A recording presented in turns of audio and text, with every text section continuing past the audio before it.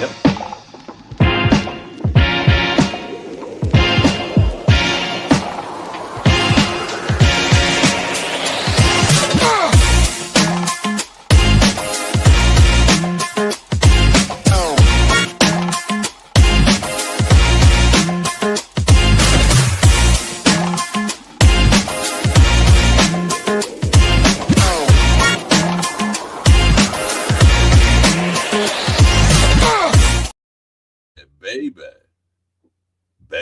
Baby.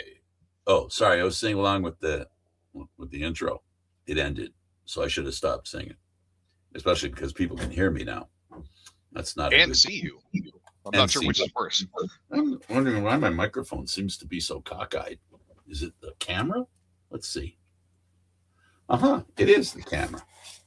There we go. It's not so cockeyed now. I usually find I look cockeyed because my eyes aren't level, but that's a different story. Oh no, I have a condition that has been wreaking havoc on me. Anyway, it doesn't matter. Enough about my health issues. As long as I'm breathing, I'm here doing this. It's like when we go out and the boss likes to dance, and I have really bad knees, and sometimes they're bad, and sometimes they're worse. And I'll be sitting there and people will come up to me and go, Frank, why aren't you smiling? And I'm saying, because I'm an effing pain. That's why I'm not smiling. What's the matter? My knees are killing me. But I just saw you on the dance floor. Yeah, that's why they're killing me. and my lady loves to dance. So, either I do it or she's going to have to find a substitute. And that's a slippery slope I don't want to be a part of. Oh, I get it. I'm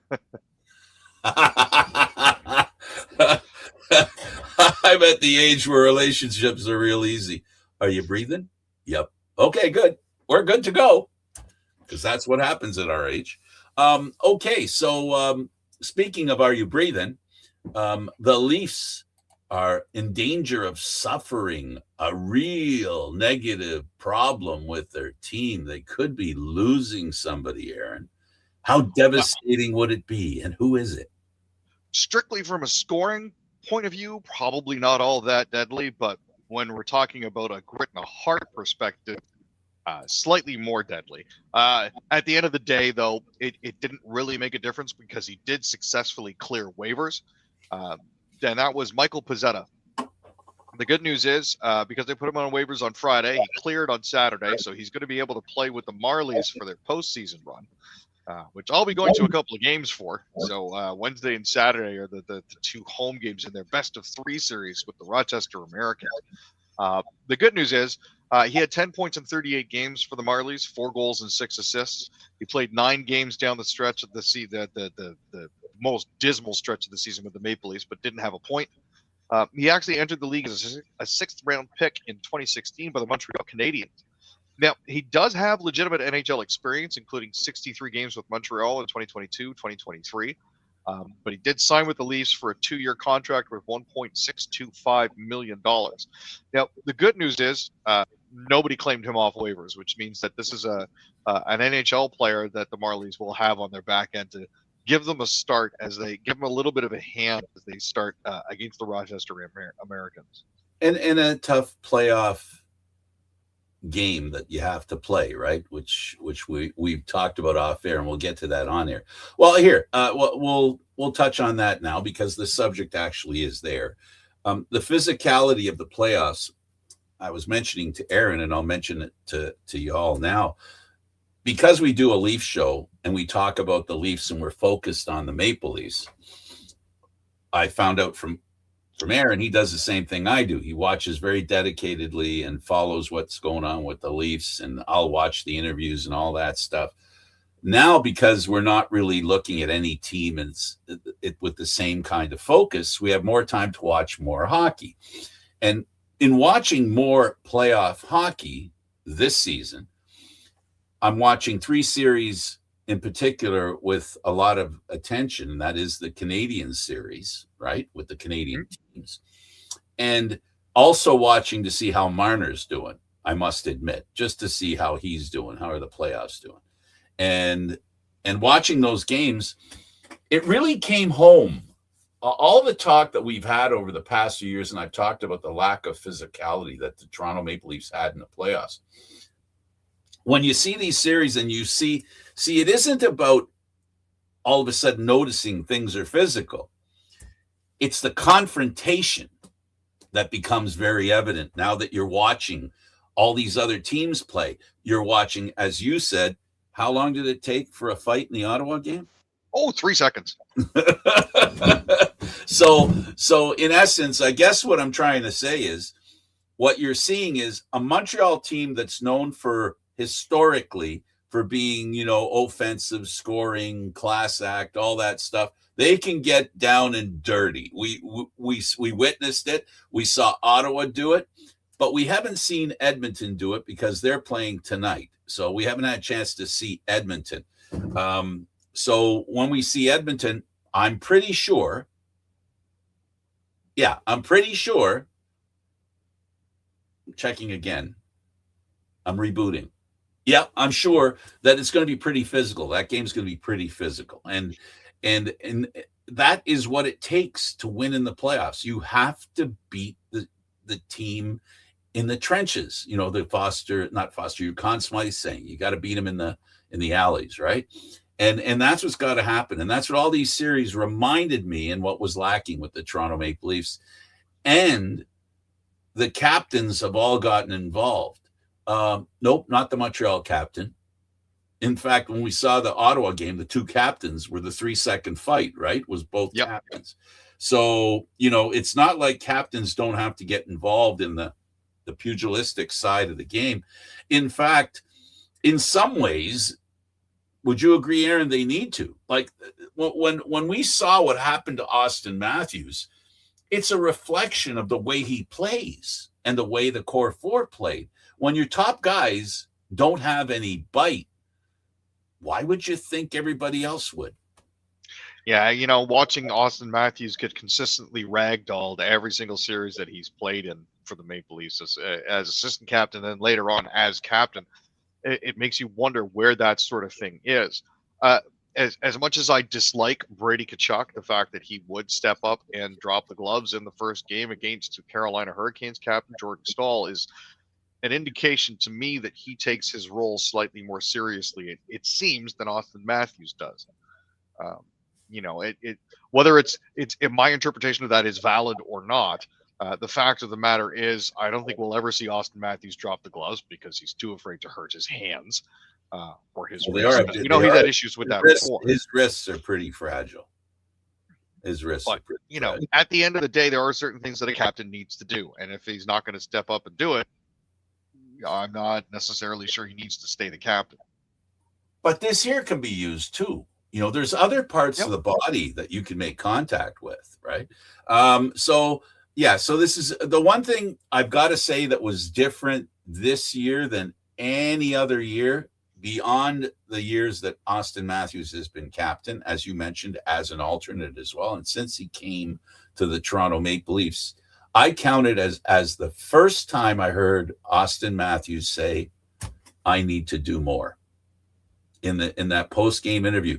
I've never heard him take any responsibility, voice it. I'm not saying he doesn't think it, he doesn't believe it, but I'm not a mind reader, so I kind of have to hear it come out of his mouth. This is the first time I've heard it come out of his mouth. No, and I think it's part of your maturation as a player as well, is realizing when you have to take more responsibility for what's going on, and you have to be more responsible for your own play and less concerned about motivating others. I mean, all of these guys are professional athletes. They should all be already motivated to play. It's not necessarily the captain's job to motivate them, but it is certainly his job to help focus them. I think example is something that's in sports. It's not something that I don't think the value of what you say is irrelevant if you don't follow it up physically. And that's every sport. It doesn't matter. Every team sport, I should say every team sport, right?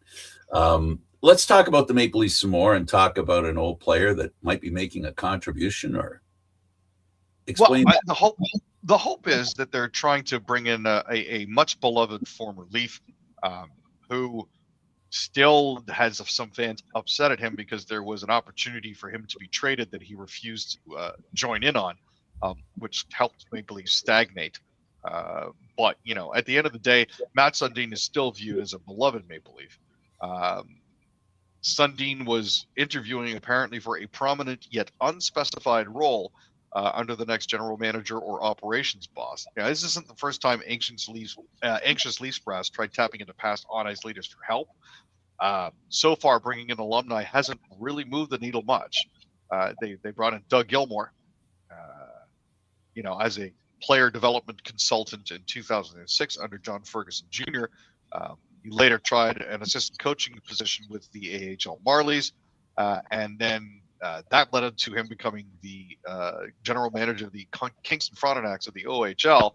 But after he left that job, he's only returned to the Maple Leafs has been as a community ambassador. Same goes for Wendell Clark and Daryl Sittler. They both hold public liaison roles.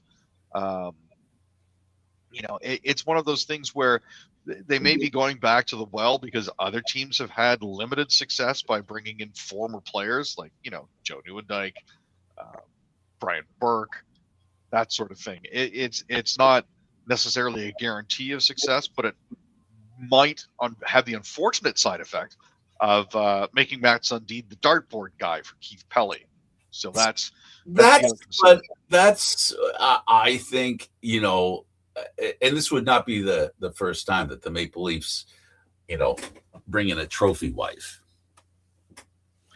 Yeah, I mean, bringing in a dartboard guy to deflect attention away is definitely something. I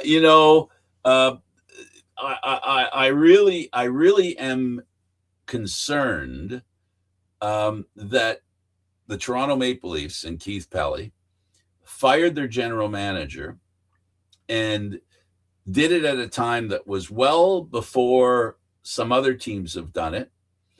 But while they were the first to look for one, they're the last ones to find one, it seems. Now, Vancouver's looking for a GM now because their GM has been fired at the end of the season. I don't know. There's rumors about, they're going to go off the board.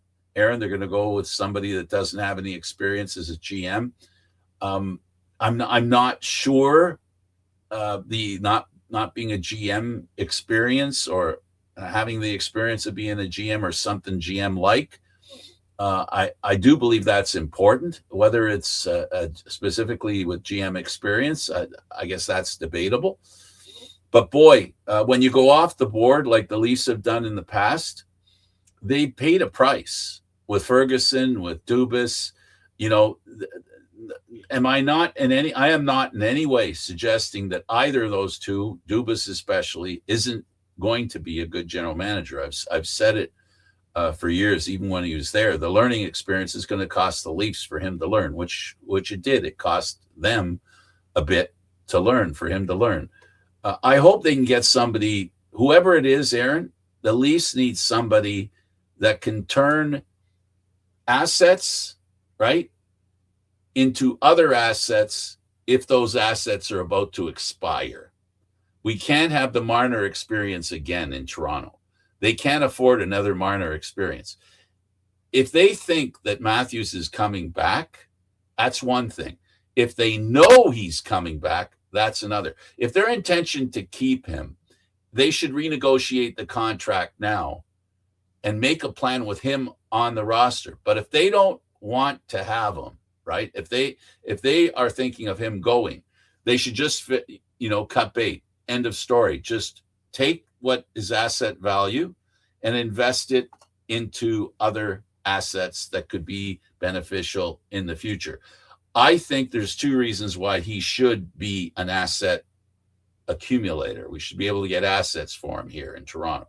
And I think it's because his value can be high, and see if we find a team that's willing to give them the assets.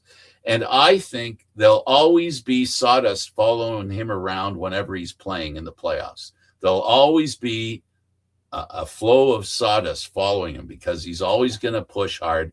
And I think for two reasons. He hasn't been able to be a real asset in the playoffs. And you know what? for his own sake, he needs a fresh start. Even if he does well somewhere else, if the Leafs can get some decent assets, sometimes the only way he's going to be a better player is if they trade him. And that happens in hockey careers all the time, where guys get that second chance and play much better. Yeah, it's the new environment sort of thing, the fresh start effect that usually kicks in when something like that happens. And honestly, at this point, it might be feeling a little bit stale for Austin Matthews here in Toronto. He may just need something like that to get everything kickstarted again. And the Leafs have to do it when there's a value attached to his departure. It just has to be that way. The real hope is they don't make the mistake of trying to bring him back once he's refound his mojo, because I don't think that would work. Oh, well, he it's a slim edge of the, well, it's not a slim edge, it's a slim edge of the wedge, but more it's a knife's edge, where next year it could lead to them getting much less for him than they could get for him this year. Or they may get lucky and all of a sudden, oh, where'd that come from? That's a nice surprise. We don't know. But that's why the people with the tall foreheads that get the big checks make the tough decisions. They're the ones that have to make those tough decisions.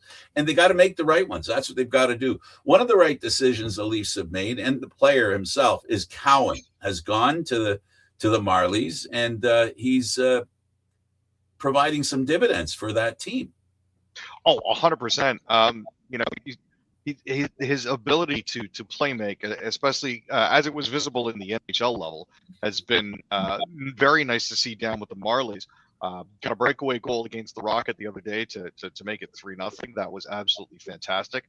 And the fact that he's willing to go and play in the AHL as opposed to just starting to sit out the season speaks, I think, to his desire to go down to a lower level and see if he can't make some hay down there. And obviously, he's going to be helping to try to help the Marlies try to make some noise at the end of their season. It's a logical place for him to be, so it can help continue his development. So that's a smart move on his part. I'm sure he's got some people that are working for him and with him, and sort of gave him a nudge saying, you may want to consider doing this, wink, wink, nudge, nudge. But at the same time, the fact that he's willing to do it is I think speaks volumes to him. And he's only 21. He's going to be turning 21 in May, so he's still got a lot of road ahead of him. Playoff hockey. Yep.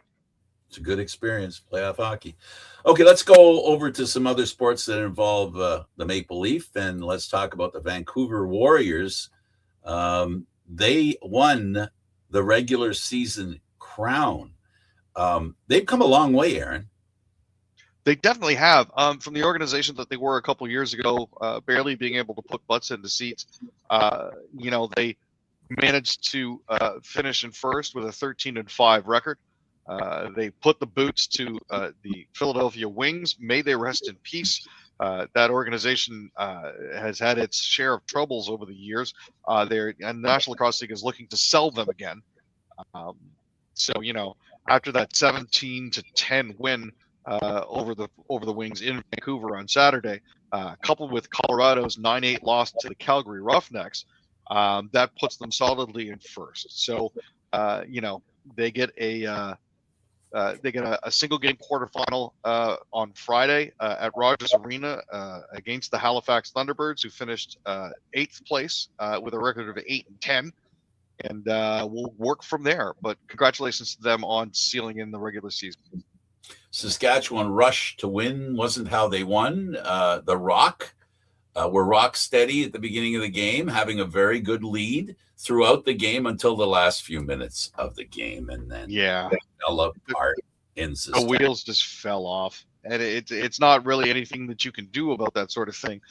When you had Levi Anderson and Robert Church score goals 20 seconds apart to tie the game, and then you had Haley score in the overtime to just salt it away there. It was looking really, really hopeful for a while there for an actual Rock home playoff game, which would have been really nice. How often do you see How often do you see a along the floor goal? Yeah, it doesn't happen all that often. That was terrible. Rosie didn't look good on that play. he rolled the ball on the left side of the net. But Rosie was great, and like they were saying it during the broadcast, and I was thinking it, and then I heard them say it in the broadcast. I said, okay, good, we're on the same page. Where he did what, when we talk about goaltending, he was very quiet. He didn't. There was no extra moves. He just stood there. He'd move his shoulder just a few inches, and he'd have the ball hit his shoulder. He played a very quiet goaltending. Unfortunately, the game didn't end quietly. It was a big boom, and Saskatchewan fans were thrilled.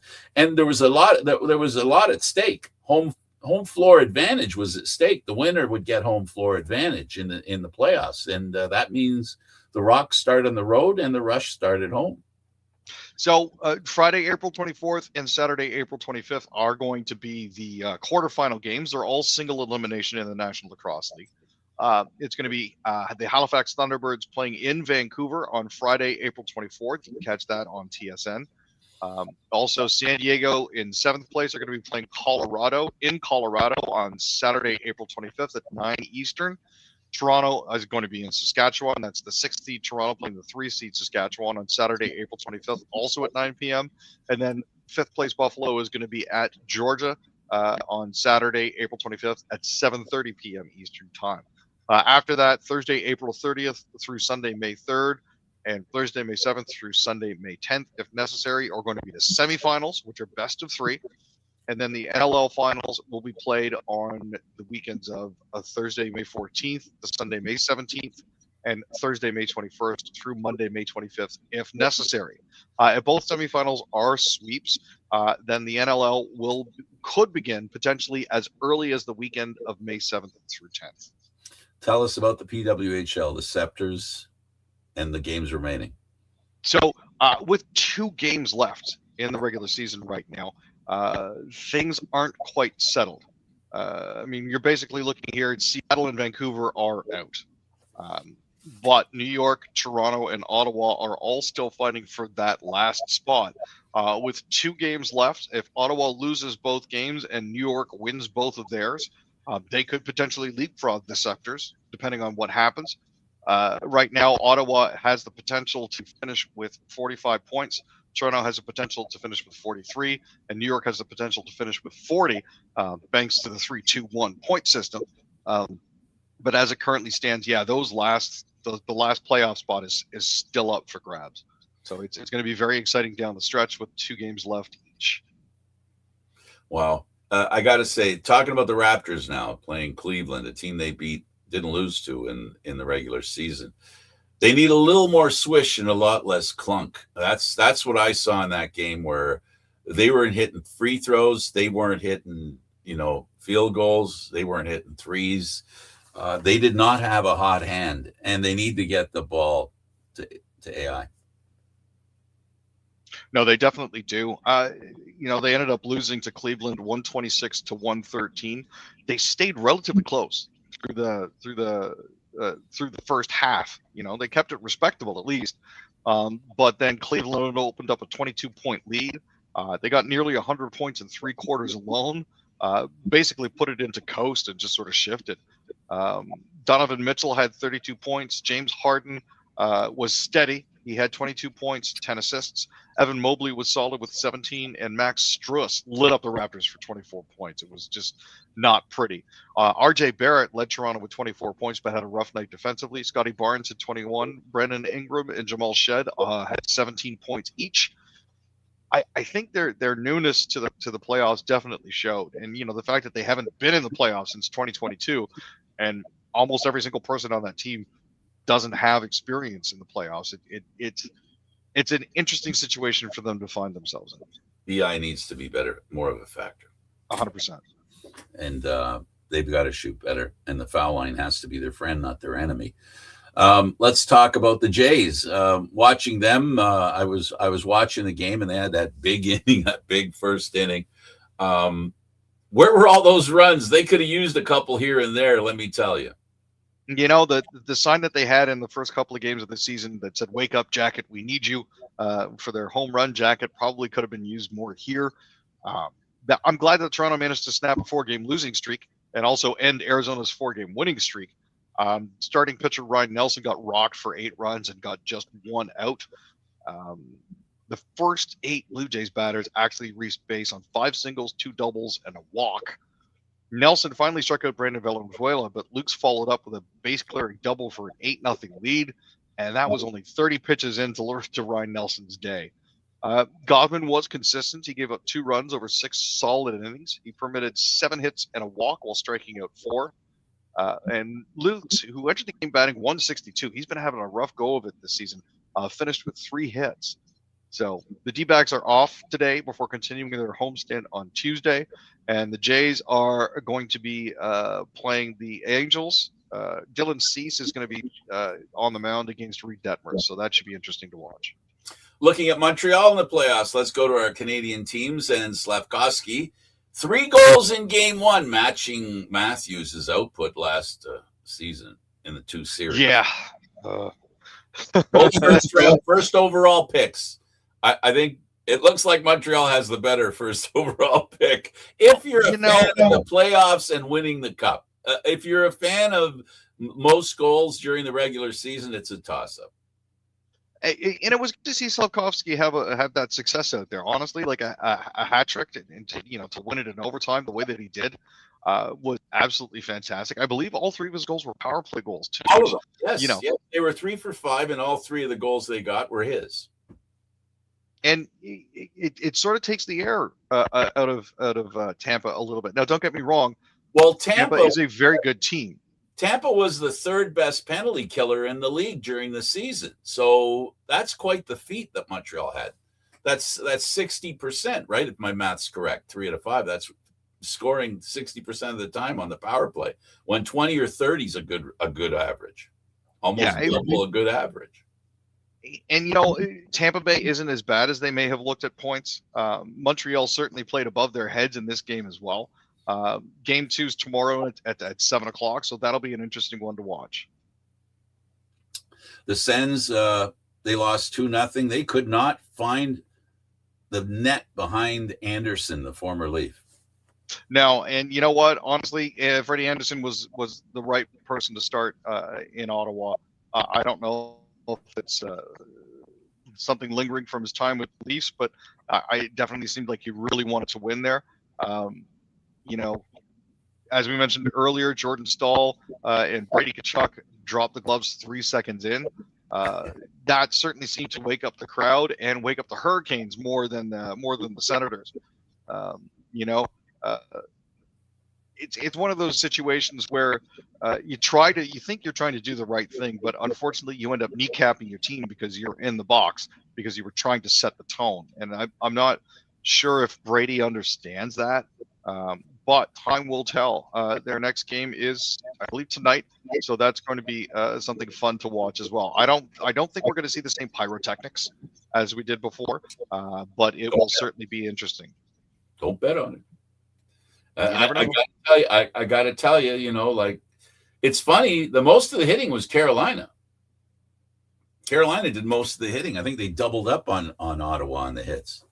Okay, let's talk about the Jets on 2 fronts. They signed a 27-year-old forward, and there's rumors their goaltender's on the way out, going to be traded. Ooh, that's scary stuff. Yeah, so first off, Cole Koepke signed a contract extension with the Jets. The Athletics' Chris Johnston was reporting that it's a 2-year deal worth $2.9 million in total value, or $1.45 million a year. Now, he's a 27-year-old who had originally signed with the Jets before the 25-26 season on a 1-year contract for $1 million. He then played 66 games for Winnipeg, recording 17 points that included 8 goals and 9 assists. He was originally a 6th rounder picked by Tampa Bay back in 2018. He spent his time after being drafted playing college hockey at Minnesota Duluth. Spent a couple seasons with the Lightning that was mostly down with the Syracuse Crunch. Before the 24-25 season, Koepke joined the Bruins and recorded 17 points, 10 goals, and 7 assists. That eventually brought him to Winnipeg, and they obviously feel that he's a good fit for them. Also, if it turns out the 27-year-old doesn't work out, his $1.45 million contract is variable. So they don't necessarily have to be hurt by him if they don't need to. The other trade rumor that we had here was after a rather rough season, the Panthers have Sergei Bobrovsky coming off contract. That means that they've got a need and an open space, which means that, it is possible that Connor Hellebuck could join them. There's a number of factors at play, including his discontent with how his season went with the Winnipeg Jets. He's also got 4 years left at $8.5 million per, and he's going to be 33 next season. So, and again, this is a situation like with Matthews. Maybe the change of scenery would do him good. Maybe playing in his home country will help shore him up a little bit more. Little beach time. And here's the thing. The Panthers, having won back-to-back Stanley Cup before missing the playoffs this year, may need him to pick up the back end. Florida should have a top 10 pick in the draft, which is also a possible trade asset in this situation here. So there's no reason to believe that it can happen, but it could. And I think for the rest of the Eastern Division, especially at the Atlantic, that is terrifying. Terrifying news. Let's go to the Oilers and let's talk about Draisaitl. They're 1-2, Connor McDavid, 2 best players in the world. We talk about it all the time. This Edmonton team should be a little different and a little better with Draisaitl on it. That's true. The Draisaitl watch is still on. Draisaitl set up the last 14 games of the regular season with a knee injury sustained March 15th when he was checked by Nashville's Ozzy Weisblatt. Now, here's the thing. They're going into play the Anaheim Ducks, who have notorious leaf killer Radko Gudas, who likes knees. So this is something that they need to potentially be aware of. He's got 141 points in 96 career playoff games, and as a 1-2 punch with Connor McDavid, that is certainly dominant and frightening for the Ducks. Knobloch hasn't cleared him. He has been skating, but at the same time, they haven't given him the all clear yet. But we'll keep an eye out and see if anything big happens. Absolutely. Well, let's see how Edmonton does tonight. It's going to be a fun game to watch. We're going to enjoy watching it. Enjoy the hockey tonight, Aaron, and thanks for doing this as usual. Thanks a lot, Frank. Always glad to be here. He's Aaron William Freeland. I'm Candid Frank Sinishi. Thanks for watching. We'll see you again on Wednesday. Have a great day, everybody.